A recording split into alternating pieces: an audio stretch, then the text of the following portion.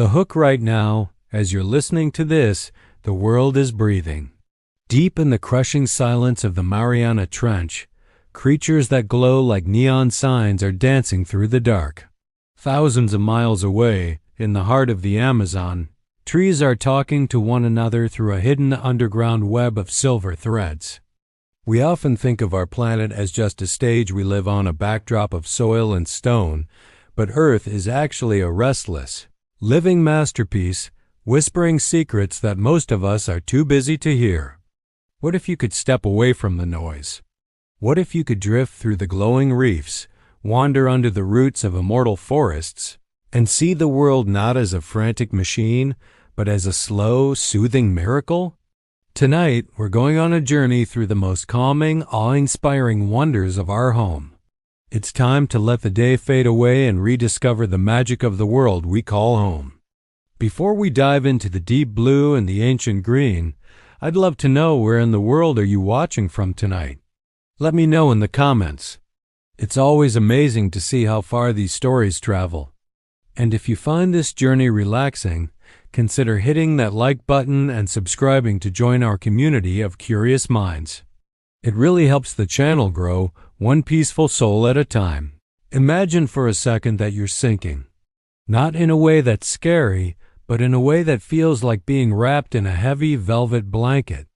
As you leave the surface of the ocean, the golden sunlight begins to fray at the edges, turning into a deep, moody indigo. Then, eventually, the light just stops. You've entered the midnight zone. It's a place where the pressure is so intense it would crush a modern submarine like a soda can, and yet, in this absolute darkness, there is a celebration of light. We used to think the deep ocean was a desert, a cold and lonely void where nothing could possibly survive. But we were so wrong. Down here, life doesn't just survive. It puts on a light show that would make a city skyline look dim. This is the world of bioluminescence, a biological magic trick where creatures create their own light through chemical reactions. Think about the sheer ingenuity of it. In a world with no sun, how do you find a partner? How do you scare off a predator? You glow. Some fish have glowing fishing poles hanging from their heads to lure in curious prey. Others have bellies that shimmer with a soft blue light to mimic the faint glow from the surface, making them invisible to anything swimming beneath them. It's called counter-illumination, and it's one of nature's most sophisticated stealth technologies. There are even tiny shrimp that vomit clouds of glowing blue light to blind their enemies while they make a quick escape. It's a silent, flickering language spoken in a world of eternal shadow. When you think about the billions of tiny sparks drifting in the abyss, you realize that the deep sea isn't a dark basement. It's the largest, most vibrant living space on our planet, and we're only just beginning to learn its alphabet. The silence down there isn't empty, either. It's heavy and rhythmic. We often forget that water is an incredible conductor of sound. While we see the abyss as a silent void, to the creatures living there, it's a symphony. Large whales send out low-frequency pulses that can travel hundreds, even thousands of miles through the SOFAR channel, a specific layer of water that acts like a biological fiber optic cable for sound. A whale singing off the coast of Australia could, theoretically, be heard by another whale near Antarctica.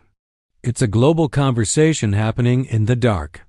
This connectivity reminds us that even in the most remote corners of the Earth, nothing is truly isolated. The deep ocean is the planet's pulse, a slow-moving cold and pressurized heart that keeps the rest of the world in balance. What's even more humbling is the age of this environment. While our world above changes with the seasons and the centuries, the deep abyss is a vault of time. Some of the glass sponges found on the ocean floor are estimated to be over 10,000 years old. They've been sitting there, quietly filtering the water since the end of the last ice age. They don't hurry. They don't stress. They just exist in a state of perfect, cold equilibrium. In the deep, time doesn't move in minutes or hours. It moves in currents and salt levels. When you look at a creature that has been alive since the dawn of human civilization, you start to feel the true scale of Earth. We are just visitors here, passing through a story that has been unfolding in the dark for eons. As we drift deeper into this chapter, we have to talk about the marine snow. It sounds poetic, and in a way, it is. It's a constant drizzle of organic material, tiny bits of plants, animals, and nutrients falling from the sunlit surface down into the depths. It looks like a never-ending blizzard in the beams of a submersible's lights. This snow is the lifeline for the entire abyss. It is the surface world sharing its abundance with the world below. It's a beautiful cycle of recycling where nothing is wasted. Even the death of a single whale creates what scientists call a whale fall, an event that can sustain an entire ecosystem of scavengers and bacteria for decades. In the deepest parts of our home, life finds a way to turn an ending into a beginning, proving that the Earth is a master of endurance.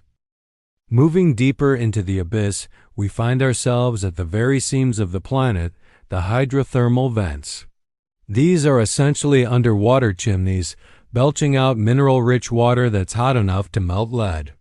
In any other context, this would be a wasteland, but here, it's an oasis. Instead of relying on the sun, the life here relies on the heat of the Earth itself. Giant tube worms with blood-red plumes sway in the currents like alien flowers, and ghostly white crabs scuttle over the rocks. It's a process called chemosynthesis, and it reminds us that life doesn't always need a star to thrive. Sometimes, all it needs is the warmth of the Earth beneath its feet. It's a cozy thought, isn't it? Even in the coldest, darkest corners of our world, there are pockets of intense, vibrant warmth and community. While we often view the ocean as a flat blue expanse, it is actually a complex, three-dimensional kingdom with highways and rest stops. Think of the deep scattering layer. Every single night, the largest migration on Earth happens, but almost nobody sees it. Billions of tiny organisms rise from the depths toward the surface to feed under the cover of darkness, then sink back down before the sun can find them. It's like the planet has a massive slow-motion breath that happens every 24 hours. This vertical migration is a rhythmic pulse, a reminder that the ocean is constantly in motion, even when it looks perfectly still from your beach towel. It's a cycle that has been repeating for millions of years, a comforting constant in an ever-changing world. Have you ever wondered why deep-sea creatures look the way they do? They often look like something out of a dream or a nightmare, but every strange feature is a masterpiece of efficiency. Take the barrelli fish with its transparent head and upward-pointing tubular eyes. It lives in a world of silhouettes, looking upward to catch the faint glimmer of prey against the dim light from above. Its body is built for patience, not speed.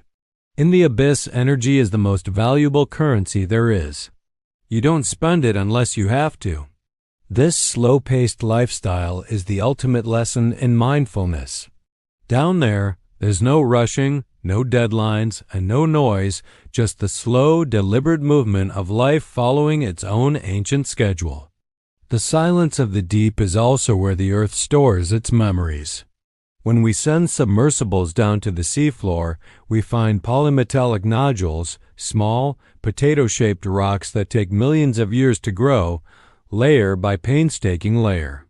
They are like the rings of a tree, but for the entire ocean's history. These quiet stones sit in the silt, undisturbed for eons, watching the world change far above them. There is a profound peace in knowing that while our human world feels so fast and loud, the vast majority of our planet is sitting in a state of tranquil, undisturbed meditation. It's the ultimate sensory deprivation tank, a place where the weight of the water holds everything in a perfect, eternal embrace. As we prepare to leave the darkness of the trenches and head back toward the light, take a moment to appreciate the sheer scale of what we've just walked through. The ocean holds about 97% of Earth's water, and the vast majority of that is the deep, dark abyss.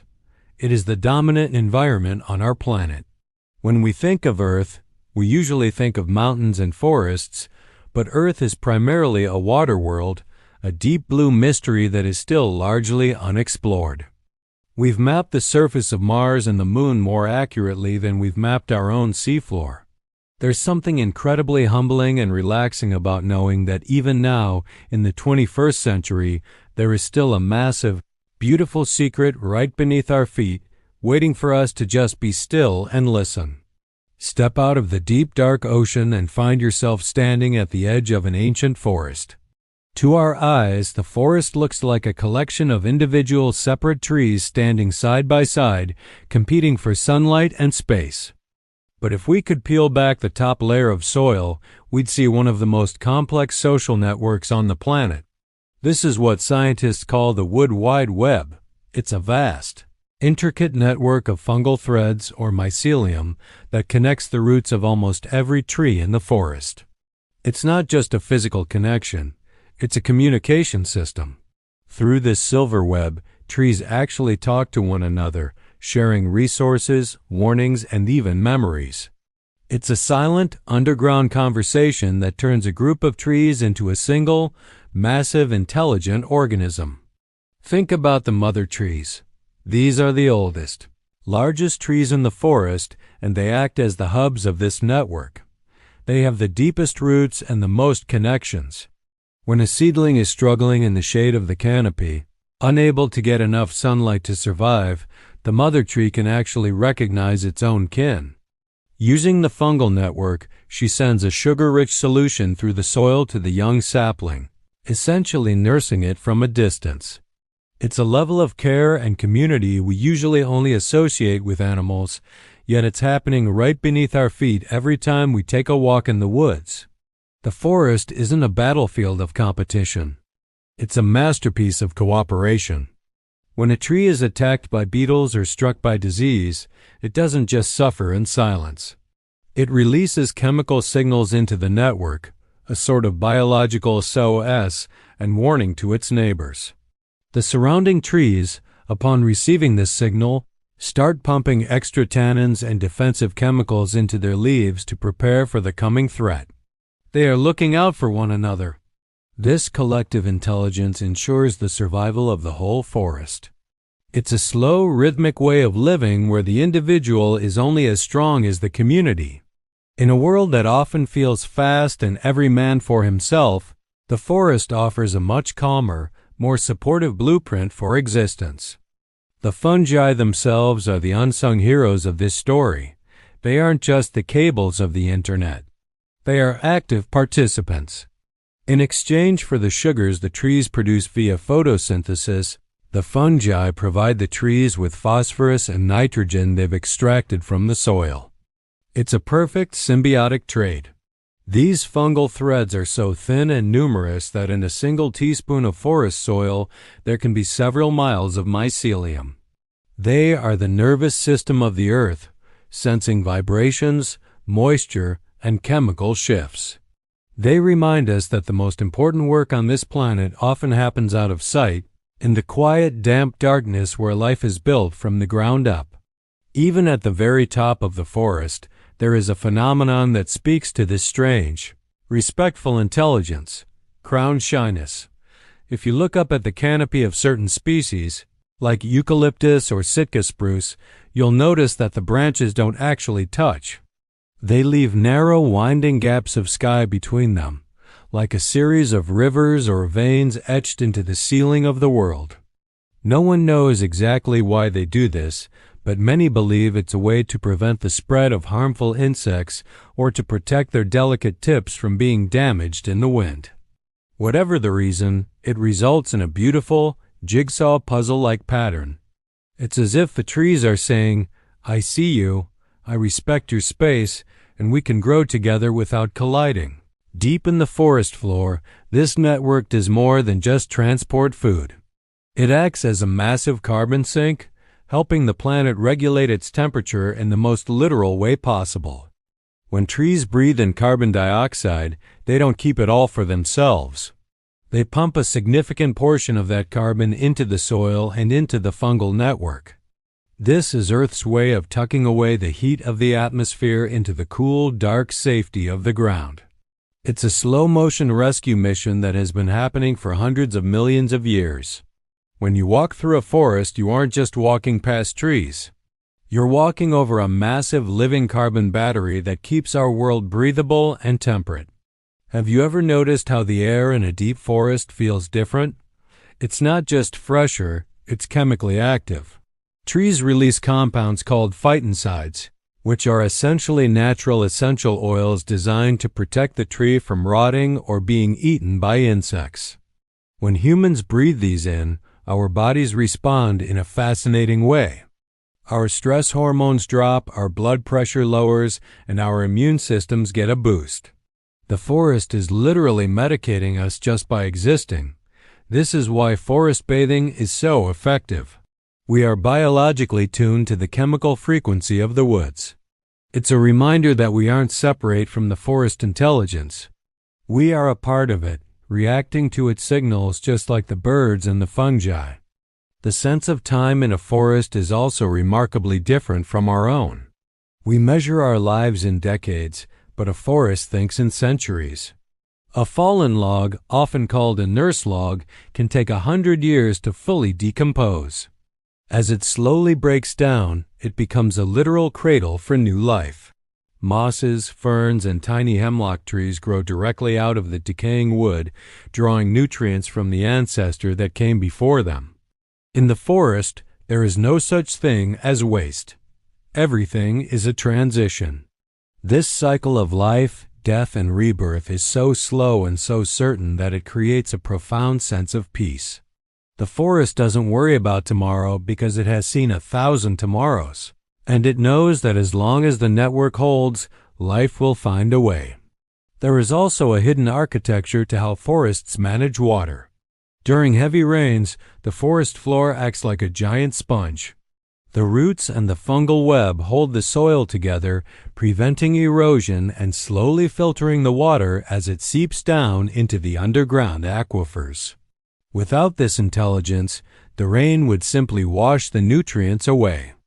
The trees essentially manage the water table, making sure there's enough moisture to last through the dry seasons. They are the planet's natural engineers, building a world that is resilient and self-sustaining. It's a level of foresight that we humans are only just beginning to understand. As we finish this look into the green world, take a breath and imagine that silver web beneath you. It's a comforting thought, isn't it? To know that beneath the surface of the world, there is a giant supportive hand holding everything together. No tree stands alone, and in the grand design of Earth, neither do we. We are all connected to a system that values cooperation over conflict and slow growth over frantic speed. The forest is a place of deep, ancient wisdom, and all we have to do to hear it is be still. We often think of life as a linear journey, a beginning, a middle, and an inevitable end. We're taught that the clock only ticks in one direction. But as we move into the deeper, stranger corners of biology, we find that Earth has a few residents who didn't get that memo. There are creatures living among us that have unlocked the secrets of biological cheating. They don't just live long. They live in a way that challenges our entire definition of time. Take, for instance, the Torotopsis dohrnii, better known as the immortal jellyfish. This tiny, translucent bell, no larger than a pinky nail, has the incredible ability to hit the reset button on its own life. When it faces physical damage, starvation, or even just old age, it doesn't die. Instead, it sinks to the ocean floor and transforms its existing cells back into their earliest state, returning to a polyp, the jellyfish version of a baby. It's as if a butterfly could decide to turn back into a caterpillar whenever things got too tough. This process is called transdifferentiation, and it is a biological miracle. It means that, theoretically, this creature could live forever, cycling back and forth between youth and maturity in an endless loop. It's a quiet, rhythmic existence that has been happening in our oceans for millions of years. When you think about it, There are likely jellyfish floating in the Mediterranean right now that were born before the first human cities were ever built. They aren't in a hurry to get anywhere or achieve anything. They just exist, floating in the currents, pulsing with the heartbeat of the tide. There's a profound peace in that, a reminder that life doesn't always have to be a race toward a finish line. Sometimes, the goal is simply to stay in the flow. But immortality isn't just found in the water. If we travel to the high, dry ridges of the White Mountains in California, we find the Great Basin bristlecone pines. These trees don't use a reset button. They use the power of extreme patience. Some of these trees, like the one nicknamed Methuselah, have been standing in the same spot for over 4,800 years. To put that in perspective, when the Great Pyramid of Giza was being built, these trees were already centuries old. They've stood through the rise and fall of empires, the discovery of new continents, and the entire Industrial Revolution. They grow in soil that is almost devoid of nutrients, where the wind is brutal and the water is scarce. And yet, they thrive. Their secret is slow and steady. They grow so slowly that their wood is incredibly dense, making it nearly impossible for rot or insects to take hold. The bristlecone pine doesn't try to compete with the lush, fast-growing trees of the valley. It chooses the hard path, the quiet path, and in doing so, it outlasts everything else. Its needles can stay green and productive for 30 or 40 years, a level of efficiency that is unheard of in the plant world. When you stand before one of these ancient beings, you realize that old is a relative term. These trees aren't just surviving. They are witnesses. They hold the history of our planet's climate in their rings, a silent record of every drought, every cold snap, and every gentle spring. They remind us that there is a massive power in endurance, that by moving slowly and being resilient, you can outlive the loudest storms. Even more surreal are the organisms that exist in a state of suspended animation. In the permafrost of Siberia, scientists recently revived a group of tiny worms called nematodes that had been frozen for 46,000 years. They weren't dead. They were just waiting. They had entered a state called cryptobiosis, where their metabolism dropped to near zero, essentially pausing their life clock.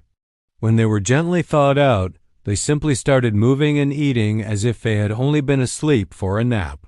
This ability to pause life is perhaps the ultimate form of time travel.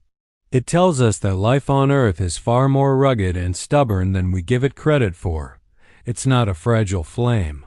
It's a glowing coal that can wait for the right moment to flare up again. Then there's the Pando Forest in Utah. To a casual hiker, it looks like a massive grove of 47,000 individual quaking aspen trees. But if you were to look at their DNA, you'd realize something staggering. They are all the same tree. Pando, which is Latin for I spread, is a single clonal organism connected by one massive ancient root system. It covers over 100 acres and weighs an estimated 6,000 tons, making it one of the heaviest and oldest living things on the planet. While individual trees above ground might live for 100 years, the root system beneath them has been alive for perhaps 80,000 years. It's a living monument to the power of staying connected. Pando doesn't just survive. It endures by constantly recycling itself, sending up new shoots as old ones wither.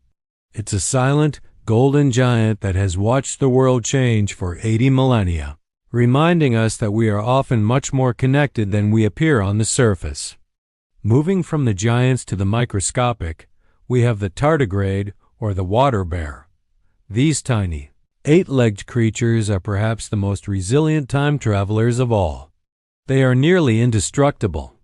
If you dry them out, they enter a state called tun, where they lose 97% of their body water and shrivel up into a little ball. In this state, they can survive being boiled, frozen to nearly absolute zero, or even exposed to the vacuum of space. They can stay in this suspended animation for decades, only to wake up the moment a single drop of water touches them. They aren't interested in the hustle of the world. They are built for the long game. Their existence suggests that life isn't a fragile spark that can be easily snuffed out, but a stubborn, persistent force that can wait out even the most hostile conditions. There's a beautiful irony in these immortal beings. Most of them live in the most extreme, quiet, and untouched places, the deep sea, the high mountains, or the frozen tundra. It's as if nature has tucked its most precious secrets away from the chaos. These organisms don't demand our attention. They don't move at the speed of our modern lives. They exist on a geological timescale where 1,000 years is just a season. When we learn about them, it invites us to lower our own internal heart rate. If a tree can stand still for 5,000 years, or a jellyfish can reinvent itself over and over, then perhaps we can afford to take a deep breath and let go of the urgency that defines our days. The concept of biological immortality also changes how we look at our own planet. We often view Earth as a place of constant loss, but these time travelers show us that Earth is also a place of incredible preservation. Our world is a library of ancient life, and every one of these creatures is a living book. They carry the biological memory of how to survive ice ages, volcanic eruptions, and shifting continents. They are the elders of our world, and their presence provides a quiet, steady rhythm that underpins all of nature. They remind us that while the surface of the world may be loud and fast, the roots of life go deep, and they are built to last.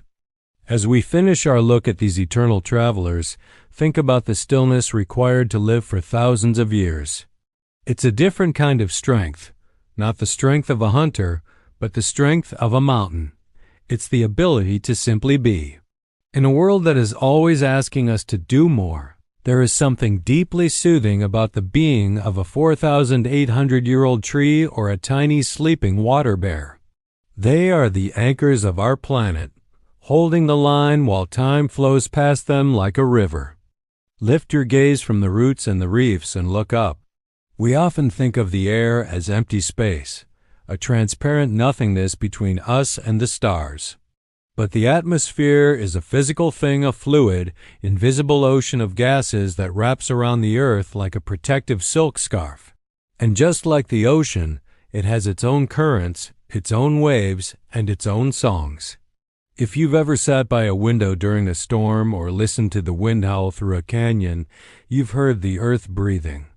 But there is a much more subtle music happening above us, a symphony of infrasound that is too low for human ears to hear, but which vibrates through our very bones. These are the deep bass notes of the planet, created by everything from crashing ocean waves to the aurora borealis dancing in the polar skies. Think about the jet stream. This is a high-altitude ribbon of fast-moving air that snakes around the globe. It's like a massive invisible river in the sky, flowing at hundreds of miles per hour. It doesn't just move weather. It shapes the very climate of our continents. When the jet stream meanders, creating giant loops, it can trap warm air in the north or cold air in the south for weeks at a time. It's a rhythmic, undulating force that reminds us that the sky is not a static ceiling, it's a dynamic, ever-shifting masterpiece of fluid dynamics. To birds and butterflies, these wind currents are highways, guiding them across thousands of miles with a precision that puts our GPS systems to shame. Then there are the morning glory clouds. If you're lucky enough to be in northern Australia at the right time of year, you might see a phenomenon that looks like giant white cigars rolling across the sky. These are solitary wave clouds that can stretch for 600 miles. They are created by a perfect alignment of temperature, humidity, and wind rolling through the atmosphere like waves on a beach. Seeing them is a reminder that the sky is a canvas for physics to play out its most beautiful experiments. It's a sight that feels alien, yet it is a perfectly natural part of our world's atmospheric rhythm. But the most famous music of the sky is undoubtedly the aurora borealis and australis, the northern and southern lights. While they look like silent, ghostly curtains of green and purple, they are actually the visible result of a violent struggle between the earth and the sun. Our planet is protected by a magnetic field, a shield that deflects the solar wind. When these solar particles hit our atmosphere, they excite the oxygen and nitrogen atoms, causing them to glow. It's a planetary scale neon sign. But here's the most relaxing part. While it looks like a high-energy event, from our perspective on the ground, it is a slow, silent ballet. It's the Earth saying, I am protected. I am safe. In the higher reaches of the atmosphere, something even more mysterious happens, a phenomenon known as atmospheric gravity waves. Now, don't let the name confuse you with the ripples in space-time that physicists talk about. These are physical waves in the air, caused by wind hitting a mountain range or a massive thunderstorm pushing upward. They move through the sky like ripples on a pond, invisible to the eye but detectable by the way they organize clouds into perfect parallel rows. It's as if the sky itself is being combed. These waves transfer energy from the lower atmosphere to the upper reaches, acting like a giant silent conveyor belt.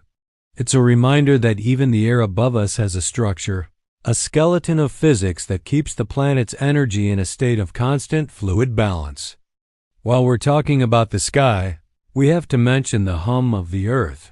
Scientists have discovered that our planet is constantly vibrating at a very low frequency.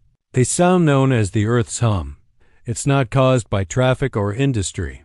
It's the result of the constant pounding of ocean waves and the movement of the atmosphere. It's a deep, resonant hum that vibrates through the entire planet. It's too low for us to hear, but it's always there, a steady, rhythmic heartbeat. There is something deeply comforting about the idea that the Earth itself is humming a lullaby to all of us, a constant vibration that connects the highest peak to the deepest trench. Even the rain has a voice, and it's one we've been hardwired to love. Have you ever noticed that specific earthy smell that rises from the ground just after a rainstorm? It's called petrichor. It's caused by a soil-dwelling bacterium called actinomycetes, which produces a compound called geosmin. When rain hits the soil, tiny bubbles trap this scent and release it into the air as an aerosol. For humans, this smell is incredibly soothing. Researchers believe our ancestors developed a deep emotional connection to it because it signaled the arrival of water and life-sustaining growth. It's a chemical hug from the Earth, a sensory signal that the cycle of life is continuing and that the world is being washed clean. As we look up at the stars through this thin, protective veil of gas, we realize how lucky we are. The atmosphere isn't just a gas tank, it's a filter. It softens the harsh light of the sun, burns up incoming meteors, and traps just enough heat to keep us warm. It's the Earth's blanket. When the wind rustles the leaves or whistles through your window, it's not just weather. It's the movement of a global system that is constantly working to keep things habitable. It's the sound of the planet's ventilation system, a soft, whispering breath that never stops. In the quiet of the night, the sky becomes a theater of the ancient. Some of the light hitting your eyes right now from distant stars began its journey before humans even existed. But closer to home, the moonlight you see is a reflection that has dictated the behavior of life on Earth for billions of years. Corals wait for the full moon to release their eggs. Birds use the stars to navigate across oceans. The sky is the ultimate map and the ultimate clock. It's a grand, silent architecture that provides us with a sense of place in the cosmos. By looking up, we find a perspective that the ground sometimes hides from us. When you close your eyes and think of a desert, you probably see a landscape of emptiness, a harsh, punishing sun beating down on endless waves of sand. It feels like a place where time has stopped or where life has simply given up. But the desert is a master of disguise. It isn't an empty void. It's a place of profound, patient waiting. In the desert, life doesn't disappear. It just moves at a different frequency. It's a world of pulses. For years, a desert might look like a graveyard of dry husks and cracked earth. But beneath that surface, billions of seeds are sleeping. They are waiting for a single specific signal, the rain. When that rain finally comes, the desert doesn't just wake up, it explodes. This is the phenomenon of the superbloom, where a seemingly dead landscape transforms into a carpet of purple, gold, and crimson overnight. It's a reminder that beauty isn't always visible. Sometimes it's just resting. Take the Atacama Desert in Chile, often called the driest place on Earth. In some parts of the Atacama, it hasn't rained in 400 years. And yet, even here, there is a secret rhythm. Every morning, a thick, rolling fog called the Camancaca crawls in from the Pacific Ocean. It drapes over the coastal mountains like a cold, wet silk sheet. The life here has learned to drink the air. Cacti have evolved specialized spines that act like tiny lightning rods for moisture, catching the fog droplets and funneling them down to their roots. There are even people who live there today using fog nets to harvest hundreds of liters of water a day from the sky. It's a beautiful, quiet interaction, the ocean reaching out across the sand to keep the desert alive. It teaches us that even when the traditional sources of nourishment are gone, there is always a way to find what you need if you look at the world differently. The dunes themselves are not just piles of dust. They are living, breathing structures. Have you ever heard of singing Sams? In certain deserts around the world, like the Gobi or the Sahara, the dunes actually produce a low, haunting drone that sounds like a pipe organ or a swarm of bees. This happens when the sand grains are of a similar size and shape. As they slide down the face of a dune, the friction creates a vibration that resonates through the air. It's the desert's own voice. It's a deep, vibrating hum that can be heard for miles, a reminder that even the most inanimate parts of our planet are capable of making music. The dunes are constantly shifting, walking across the landscape at a rate of several meters per year, driven by the invisible hand of the wind. They are the Earth's slow-motion waves. In the heart of the desert night, the temperature plummets and a whole different cast of characters emerges. This is when the desert truly breathes. Creatures like the fennec fox, with its oversized ears designed to dissipate heat, or the sand cat, with its fur-covered paws that allow it to walk on scorching sand without a sound, come out to play. The desert night is a masterpiece of clarity. Because there is so little moisture in the air to blur the view, the stars look like they are close enough to touch. Looking up from a desert floor is perhaps the most humbling experience a human can have. You are standing on a silent, ancient floor, looking out into a silent, ancient ceiling. It's a moment of perfect, still symmetry. One of the most relaxing secrets of the desert is the oasis. We often think of them as myths or cartoons, but they are very real geological miracles. An oasis occurs where the desert floor dips low enough to meet an underground aquifer water that has often been trapped beneath the earth for thousands of years. This fossil water rises to the surface, creating a lush, green paradise in the middle of the beige heat. It's a sanctuary for migratory birds, weary travelers, and local wildlife. The oasis is a symbol of the Earth's hidden generosity. It reminds us that no matter how bleak the exterior might seem, there is almost always a hidden wellspring of life waiting just beneath the surface if only you know where to dig. Beyond the sand and the heat, the desert is also a place of incredible architectural skill. Have you ever seen a termite mound in the African savanna or the Australian outback? These aren't just piles of mud. They are sophisticated cooling towers. The termites build them with a complex internal chimney system that uses the desert's own temperature shifts to circulate air. No matter how scorching it gets outside, the temperature inside the mound stays remarkably constant. It's a natural form of air conditioning that has existed for millions of years. It's a reminder that intelligence in nature isn't just about big brains. It's about how life interacts with its environment to find a state of perfect cooling balance.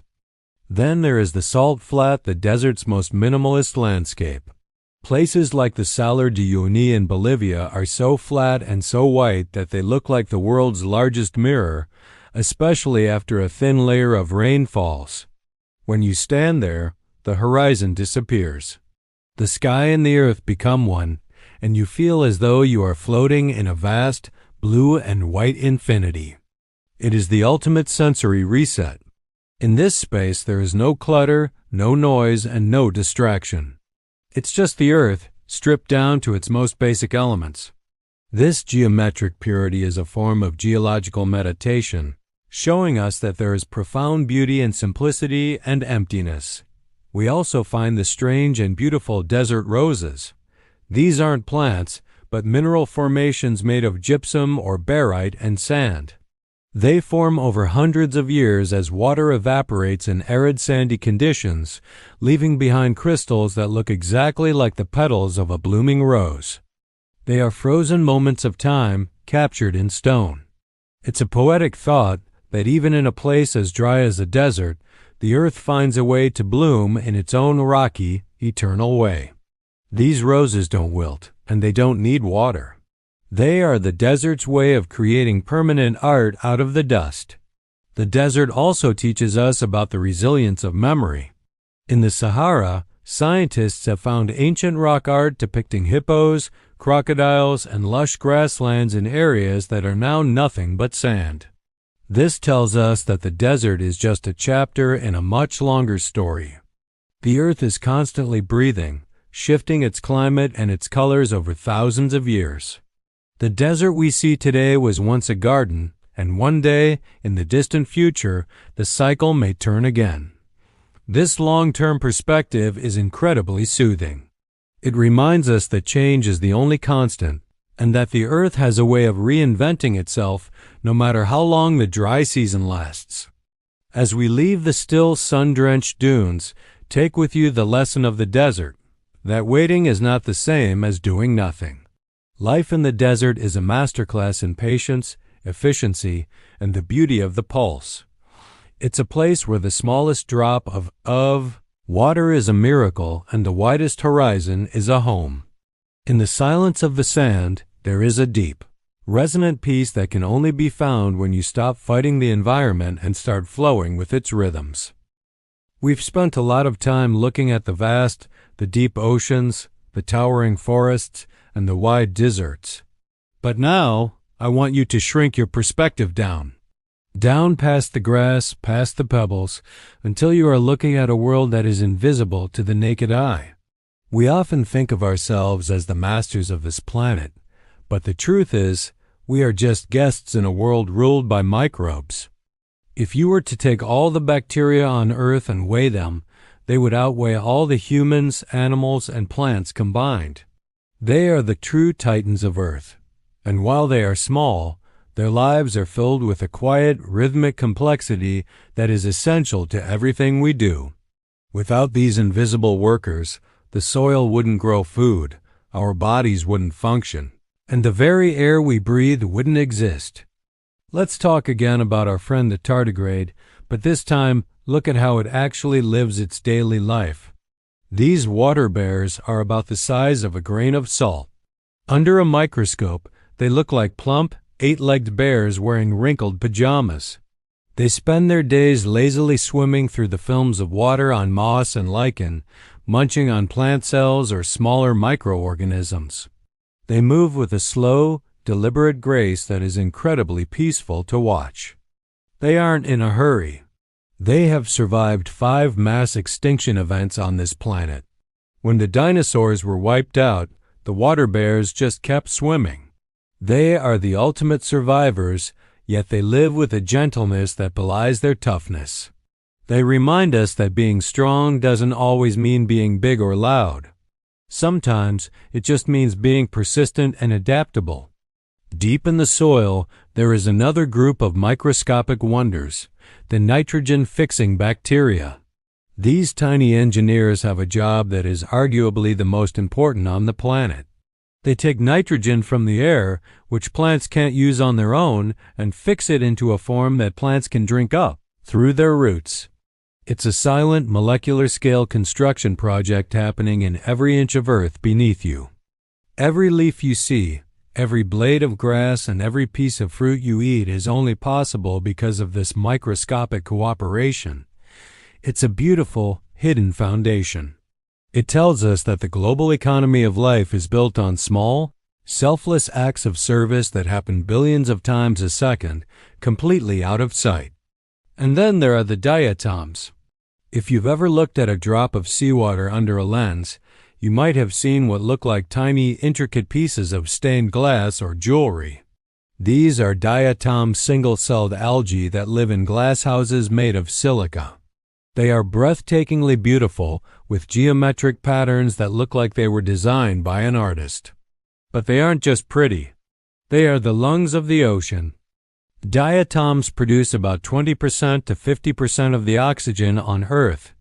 That means every fifth breath you take is thanks to a tiny, glass-armored plant floating in the sea.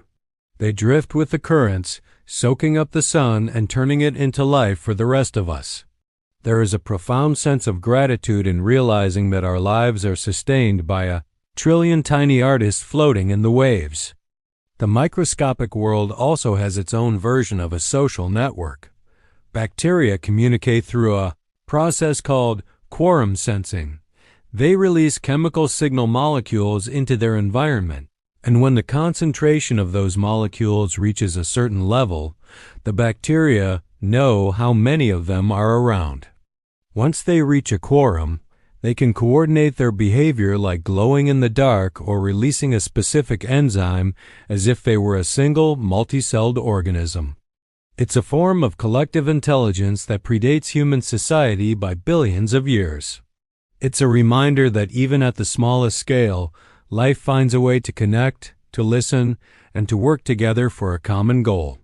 In the vast, silent stretches of the microscopic world, we also encounter these slime molds. Despite the unglamorous name, these are among the most fascinating entities on the planet. A slime mold is not a plant, an animal, or a fungus, it's a protist. Most of the time, it exists as a single-celled organism, but when food is scarce, thousands of these individual cells find each other and merge into one giant pulsating mass. Without a brain or a nervous system, this blob can navigate complex mazes to find the most efficient path to food. Scientists have even used slime molds to design urban rail maps, finding that the mold's growth patterns often mimic the most logical human engineering. It's a humbling thought. A brainless, microscopic smear of yellow goo can solve spatial problems that take us years to calculate. It suggests that there is a fundamental, rhythmic intelligence built into the very fabric of life's smallest building blocks. We often worry about the cleanliness of our world, but the microscopic reality is that we are never truly alone. Every human body is a walking ecosystem, home to trillions of microbes that outnumber our own human cells. This is our microbiome, and it's a beautiful internal garden. These tiny residents help us digest our food, produce vitamins, and even influence our moods by communicating with our brains through the vagus nerve. We are a partnership. When you feel a sense of calm or a sudden burst of energy, it might just be your internal community working in harmony. This realization shifts our perspective from being isolated individuals to being a collaborative masterpiece. We are a vessel for life, a sanctuary for the invisible. And in that shared existence, there is a deep sense of belonging to the biological whole of the Earth. The resilience of this microscopic world is what allows the Earth to heal. After a volcanic eruption or a devastating fire, it's the microbes that move in first. They break down the ash, fix the nitrogen, and prepare the bedding for the first mosses and seeds to take root. They are the pioneers, the first responders of the natural world. They work without recognition, without ego, and without rest. Even in the deepest, most toxic gold mines or the radioactive remains of Chernobyl, we find microbes that have adapted to eat heavy metals or breathe radiation. They are the ultimate insurance policy for life on Earth. As long as the micro-miracles are spinning, the planet has a chance to start over. Think about the sheer scale of time these tiny titans have occupied. For billions of years, Earth belonged solely to the microbes. They spent eons experimenting with photosynthesis, respiration, and movement, slowly building the toolkit that would eventually allow for trees, whales, and humans. We are the newcomers, living in a world they built and continue to maintain. Every time you wash your hands or look at a blade of grass, remember that you are interacting with a legacy that is billions of years old. There is a profound peace in realizing that the big world we see is just a thin layer of icing on a massive, microscopic cake that has been baking since the beginning of time. As we finish this descent into the invisible, take a moment to appreciate the quiet, steady hum of the small. The world isn't just what we see with our eyes. It's a shimmering, interconnected web of tiny sparks, each doing its part to keep the grand machine of Earth moving. In the microscopic world, there is no such thing as insignificant. Every cell matters. Every chemical signal counts, and every tiny life is a pillar holding up the sky. It's a lesson in humility and a reminder that even when we feel small or overwhelmed, we are part of a system that is infinitely complex and incredibly supportive. Take a moment to feel the weight of your body against the chair or the bed. That subtle, constant pull is gravity, the invisible glue of the universe. We usually take it for granted, seeing it as a simple rule of physics that keeps our feet on the ground. But gravity is actually a dynamic, rhythmic force that orchestrates a global dance between the Earth, the Moon, and the Sun. It is the pulse of the planet's water. Twice a day, every day, the oceans of the world bulge and recede in a slow, massive breath we call the tides. This isn't just water moving back and forth, it's a celestial tug of war. As the moon orbits our world, its gravity pulls on the Earth's oceans, creating a bulge of water that follows it like a shadow. It's a rhythmic, dependable heartbeat that has governed the lives of coastal creatures for billions of years. Think about the sheer scale of this movement. Every single day, billions of tons of seawater are lifted up and moved across the globe. This constant motion does more than just move sand around. It's the Earth's way of circulating nutrients and regulating temperature. In places like the Bay of Fundy, the difference between high and low tide can be as much as 50 feet, the height of a 5-story building. Watching the tide come in is like watching the Earth slowly inhale, filling its lungs with the cold, oxygen-rich life of the sea. There is something deeply reassuring about this cycle. No matter how chaotic our lives might feel, the tides will always turn. They are a promise kept by the cosmos, a reminder that there are forces far greater than us keeping the world in balance. This gravitational rhythm also dictates the biological clocks of countless species. Take the grunion, a small silvery fish that times its spawning perfectly with the highest tides of the month. Or consider the many species of crabs that use the vibration of the turning tide as a signal to hunt or hide. Even humans are not immune to these rhythms. Our bodies are mostly water, and while the moon's pull on a single human is microscopic, many cultures have long felt a deep, spiritual connection to the lunar cycles. Gravity isn't just a force. It's a conductor, and we are all part of the orchestra. It connects our physical bodies to the distant reaches of space, making the void feel a little less empty and a little more like home. Deep beneath the surface, gravity is doing even more dramatic work. It's what keeps our atmosphere from drifting away into the vacuum of space. It's what creates the intense pressure at the center of our planet, keeping the core hot and the magnetic field active. Without this constant pull, the Earth would be a dead, airless rock. Gravity is the ultimate protector. It holds us close, tucking us in like a parent tucking a child into bed. It provides the weight that allows us to build, to grow, and to feel grounded. In the quiet of the night, when you feel that gentle pull, try to see it not as a burden, but as a constant, invisible embrace from the planet itself. As we look at the interaction between the Earth and the Moon, we also see the beauty of tidal locking. The Moon always shows us the same face, never turning its back on us. This is because the Earth's gravity has slowed the Moon's rotation over billions of years until it matches its orbit perfectly. It's a state of cosmic equilibrium. It's as if the two bodies have reached a silent agreement to dance together in a fixed, graceful position. This stability is what allowed life on Earth to flourish.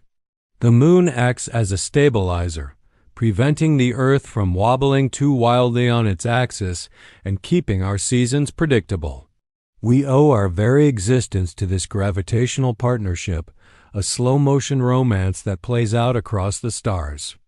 Beyond the rise and fall of the water, gravity is also the great storyteller of our planet's history. Have you ever wondered why the Earth is almost a perfect sphere?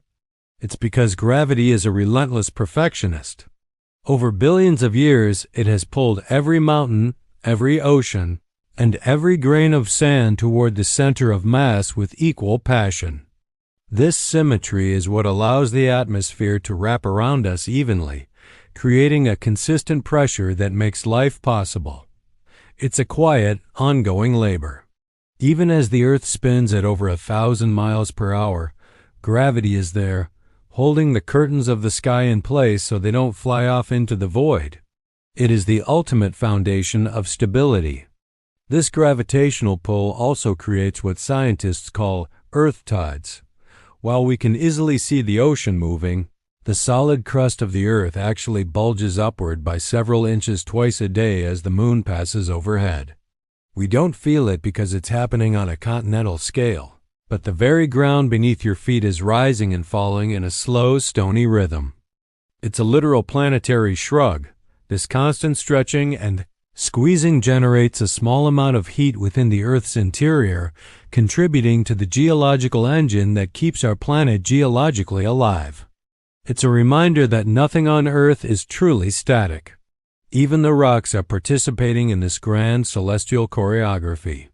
While the moon is our primary partner, the sun also plays a role in this rhythmic tugging.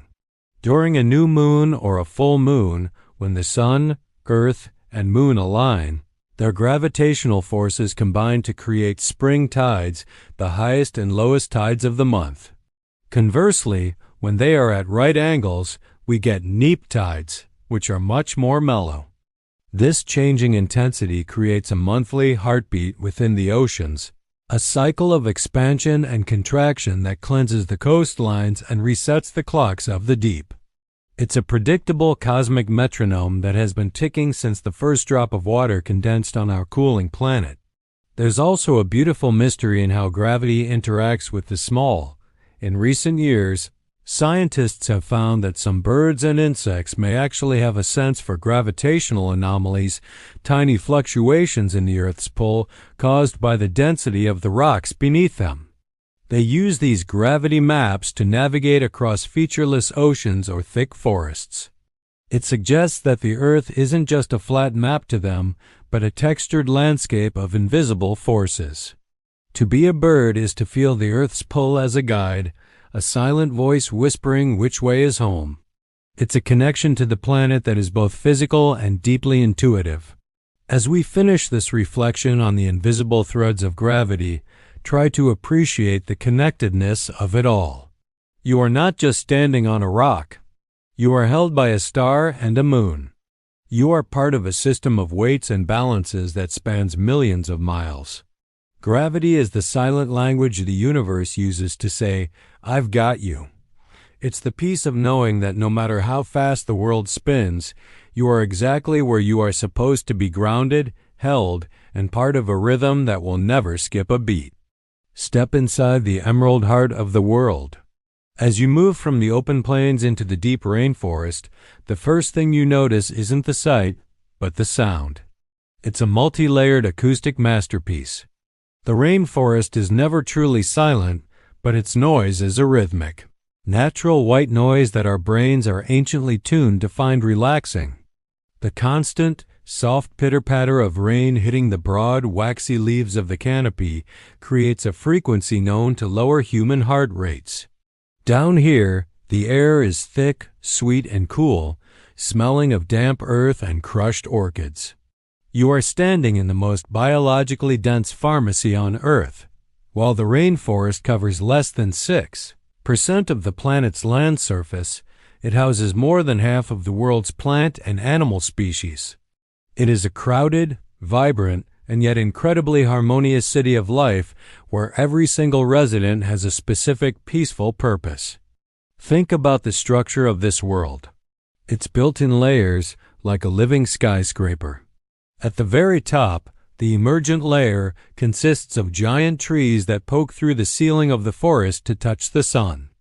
Below that is the canopy, a thick umbrella of greenery that acts as the forest's primary solar panel and a shield against the heavy tropical storms. Because the canopy is so thick, only about 2% of sunlight ever reaches the forest floor. This creates a permanent twilight below, a world of shadows and soft, diffused light. For the creatures living on the ground, life moves at a slower, more cautious pace. It's a world of whispers. Evolution here has favored the quiet and the clever. Plants don't grow fast. They grow deep, waiting for a light gap, a moment when an old tree falls and creates a temporary window of sun to make their move. This patience is the hallmark of the jungle. The rainforest is also the planet's great air conditioner. Through a process called evapotranspiration, the trees sweat. A single large tree in the Amazon can pump out over 200 gallons of water into the atmosphere every year. Multiply that by billions of trees, and you have flying rivers, massive streams of water vapor that move through the sky, carrying rain to parts of the continent that would otherwise be deserts. The forest literally creates its own weather. It's a self-sustaining loop of hydration. When you listen to the rain in the tropics, you aren't just hearing a weather event. You're hearing the forest's circulatory system in action. It's a reminder that nature doesn't wait for things to happen. It creates the conditions for its own survival. Have you ever wondered why so many medicines come from the rainforest? It's because the competition for survival is so intense that plants have spent millions of years developing complex chemical armors. They create compounds to ward off fungi, insects, and bacteria. To us, those compounds are treasures: quinine for malaria, vincristine for cancer, and countless others we haven't even named yet. When you walk through the canopy, you are walking through a library of chemical secrets that have been refined over eons. There is a profound sense of peace in knowing that for almost every ailment we face, the earth has already grown a solution in a quiet corner of the jungle. We are supported by a green intelligence that is far older than our own science. The animals here have found ways to live together that are almost poetic. Take the relationship between the Brazil nut tree and the agouti, a small rodent. The Brazil nut has a shell so hard that almost no animal can break it except the agouti. It cracks the shell, eats some nuts, and buries the rest for. In the humid shade of the rainforest floor, even the death of a tree is a bustling community event. When a giant falls, it creates a nurse log, as we touched on earlier, but in the tropics, the process is on fast forward. Termites, beetles, and fungi descend upon the fallen giant, breaking it down into rich, loamy soil in a fraction of the time it would take in a temperate forest. This rapid recycling is what allows the rainforest to thrive on soil that is actually quite nutrient poor. The nutrients aren't in the ground, they are in the life itself. The forest is a closed-loop system of constant motion and redistribution. It's a beautiful lesson in let go. The forest doesn't mourn the loss of a tree, it simply transforms that energy into the next generation of ferns and mosses. Walking deeper, you might notice the buttress roots, massive, plank-like structures that flare out from the base of the tallest trees. Because the soil is thin, these trees can't send roots deep into the earth for stability. Instead, they grow outward, creating a wide, stable base that can support a 100-foot trunk through tropical gales. These roots look like the flying buttresses of a Gothic cathedral, and they serve the same purpose, providing structural integrity through elegant design. They also act as soundboards. Local tribes have used these roots for centuries as a communication tool, striking them with clubs to send deep, booming messages that echo for miles through the humid air. The forest is literally built to carry a voice. High above the floor, the world of epiphytes takes hold. These are plants that live on other plants, ferns, bromeliads, and orchids that grow on the branches of the canopy trees. They aren't parasites. They don't take anything from the host tree. They simply want a better view of the sun. They catch rainwater and falling leaves in their own little reservoirs, creating tiny aerial ponds hundreds of feet in the air. These ponds become homes for specialized tree frogs and insects that never touch the ground in their entire lives. It's a world within a world, a vertical ocean of life. This layering of ecosystems is what makes the rainforest so resilient. If one level is disturbed, the others continue to hum along in their own private rhythms. And then there is the rain itself, the soft song that gives this chapter its name. In a true rainforest, it doesn't just rain. The air itself feels like liquid. The mist clings to the moss and every leaf is a tiny drum. This constant moisture is what allows for the incredible diversity of amphibians, creatures with skin so sensitive they can breathe through it. The sound of 1,000 frogs calling out during a downpour is the ancient soundtrack of our planet. It's a sound of abundance. In the rainforest, there is no scarcity of water, and because of that, life can afford to be flamboyant, colorful, and loud. It's a place where the earth shows off its creative potential without restraint. As we prepare to leave the humid embrace of the canopy, take one last deep breath of that oxygen-rich air. The rainforests are often called the lungs of the planet, and while the oceans actually produce more oxygen, the forests play a vital role in cleaning our air and regulating the global water cycle. They are the great stabilizers. When you feel the rhythm of the rain and the stillness of the deep green, you are feeling the earth at its most vital.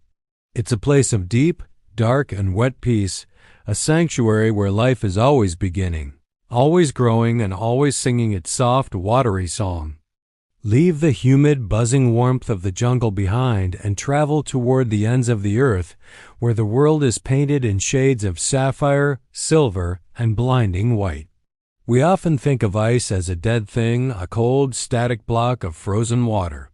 But in reality, the great glaciers and ice sheets of our planet are living libraries.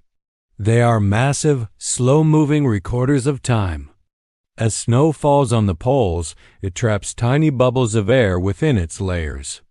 Over thousands of years, as that snow is compressed into ice, those bubbles become time capsules. They hold the exact atmosphere of the Earth from 10, 50, or even 800,000 years ago. When scientists drill ice cores, they aren't just looking at water. They are breathing the same air that woolly mammoths breathed. They are tasting the history of our planet. There is a profound silence in the high Arctic and Antarctic. It's a silence that feels heavy and ancient.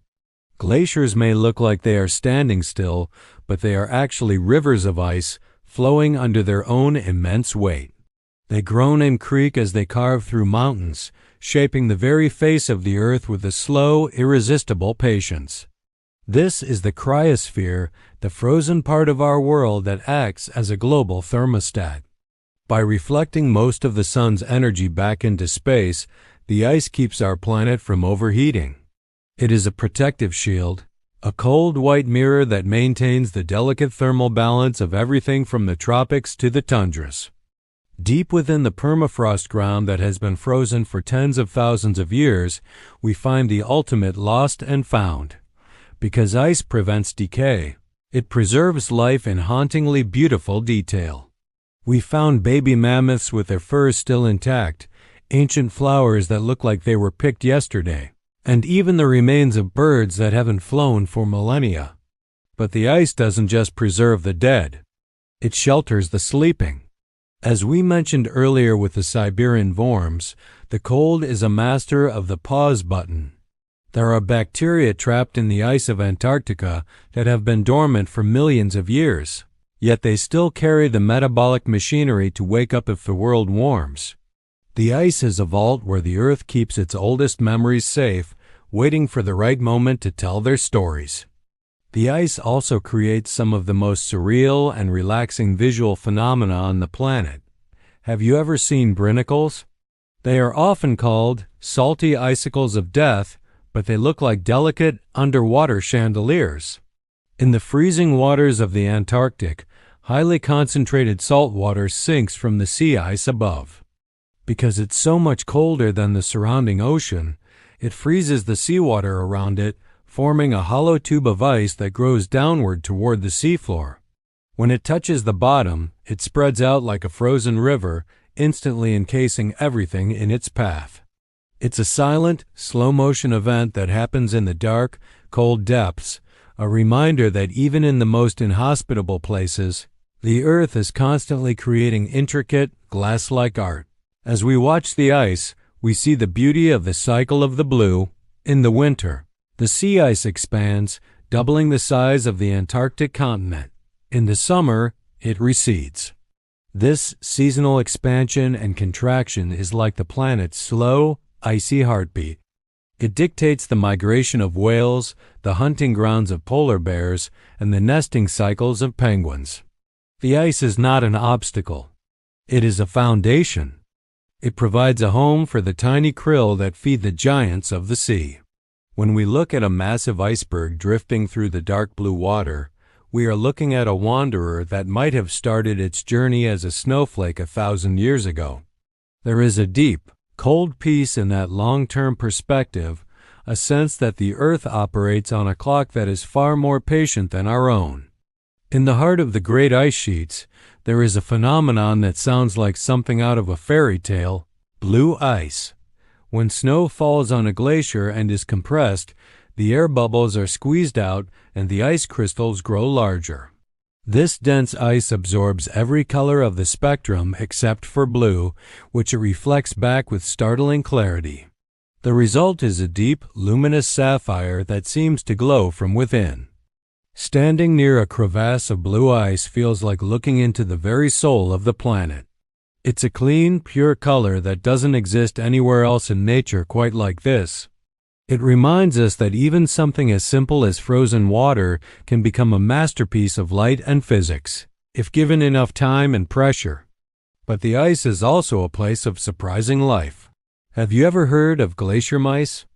They aren't actual rodents, but rather balls of moss that grow on the surface of some glaciers. They are small, green, and fuzzy, and they do something extraordinary: they move. Because the moss insulates the ice beneath it, the sun melts the ice around the ball, causing it to roll. Over several years, these little moss balls migrate across the glacier in a coordinated fashion, though no one quite knows how they stay together. It's a whimsical, quiet dance happening on the world's coldest stages. It shows us that life is so determined to exist that it will find a way to thrive even on a moving river of ice, turning a frozen wasteland into a slow-motion garden. The ice also plays a musical role. When an iceberg calves or breaks off from a glacier into the sea, it releases a sound that can be heard for hundreds of miles underwater. Scientists call it the iceberg symphony. As the ice melts, the compressed air bubbles we talked about earlier finally escape, popping like a billion tiny champagne bubbles. This fizzle creates a constant crackling white noise in the polar oceans. To a whale or a seal, this isn't just noise. It's the sound of their habitat changing, a rhythmic crackle that has been the background track of the poles for eons. It's a soothing, repetitive sound, like the static between radio stations, a reminder that the ice is constantly transforming and returning to the sea. Beyond the beauty, there is the ice memory. In certain parts of the world, like the Alps or the Andes, glaciers are disappearing, and as they do, they are revealing secrets they've held for thousands of years. We've found ancient mountain passes used by Neolithic travelers, perfectly preserved leather shoes, and even prehistoric bows and arrows. The ice was a guardian of our ancestors' stories. As we look at these artifacts, we feel a direct bridge to the past. The ice is a bridge between the then and the now, a frozen thread that connects us to the humans who walked these same ridges when the world was much colder. It invites us to think about our own legacy and what we will leave behind for the future. As we finish our journey through the frozen reaches, take a moment to appreciate the stillness. The poles are the most honest parts of our planet. They are simple, cold, and quiet. In the blue depths of a glacier or the white expanse of the tundra, there is no room for the clutter of modern life. There is only the wind, the ice, and the long, slow heartbeat of the earth. The ice teaches us that even in the coldest seasons, there is a beauty in preservation, a power in reflection, and a deep, enduring memory that can never truly be erased. We have traveled from the crushing depths of the midnight zone to the thin, frozen air of the poles, and through it all, one theme remains constant. The earth never stops. It doesn't get tired, it doesn't quit, and it doesn't lose its way. We often view our lives as a series of starts and stops, but the earth sees only a single, unbroken circle. This is the concept of the eternal cycle. Everything we have discussed, the deep-sea whales, the whispering forests, the immortal jellyfish, is part of a grand planetary recycling program. Nothing is ever truly lost. It is simply reorganized. The carbon in your bones might have once been part of a limestone cliff or a prehistoric fern or the breath of a wandering dinosaur. You are, quite literally, the Earth's way of experiencing itself. There is a profound, quiet peace in that realization that you are not a visitor here, but a fundamental part of the design. GGGGFC. Think about the way the Earth heals itself. When we look at a place like the demilitarized zone between North and South Korea, or the exclusion zone around Chernobyl, we see something remarkable. In the absence of human activity, the Earth doesn't just sit there, it rushes back in. Rare birds move into the abandoned buildings, forests swallow up the concrete, and the air grows sweet again. The Earth is a master of the comeback. It has survived asteroid strikes that blocked out the sun for years, massive volcanic eruptions that turned the oceans to acid, and ice ages that covered the globe in a white shroud. Every time, the Earth has found a way to stitch itself back together, more complex and beautiful than before. This resilience is the ultimate safety net. It reminds us that while our individual worries feel heavy, the planet itself is held in a state of eternal, self-healing grace. This endurance is fueled by the stardust connection. Every element on our planet, the iron in your blood, the calcium in your teeth, the oxygen in your lungs, was forged inside the heart of a dying star billions of years ago. When those stars exploded, they scattered the seeds of life across the cosmos, and the Earth caught them. We are essentially walking, talking pieces of the universe that have come together for a brief moment to look back at the stars. This cosmic perspective is the ultimate stress reliever. It puts our deadlines, our dramas, and our digital noise into a much larger context. We are part of a 4.5 billion-year-old success story. The Earth has been spinning, breathing, and enduring long before we arrived, and it will continue its quiet work long after we are gone. As we reach the end of this journey, I want you to think about the small miracles happening right now. Somewhere, a coral reef is releasing a cloud of eggs into the moonlight. Somewhere else, a seed is finally cracking open after a decade of waiting in the desert sand. A whale is singing a song that will travel across an entire ocean basin. A tardigrade is waking up from a 30-year nap in a patch of moss. These events aren't news, but they are the real story of our world. They are the quiet, steady beats of the Earth's heart. By tuning our own internal rhythm to these natural cycles, we find a sense of groundedness that the modern world can't provide. We find that we don't need to save the world as much as we need to join it, to respect its pace, listen to its whispers, and trust in its ability to endure. The story of Earth is a story of adaptation. It's a story of how life finds a way to glow in the dark, to speak through roots, and to live forever in a drop of water. It's a story of resilience, patience, and a beauty that is so vast it can only be felt in the silence. As you drift toward sleep, or as you step back into your day, carry this stillness with you. You are held by gravity, protected by the atmosphere, and connected to the wood wide web. You are a part of the most extraordinary experiment in the universe. The earth is under your feet, the sky is above your head, and everything is exactly as it should be. The cycle continues, the world endures, and you are right at home.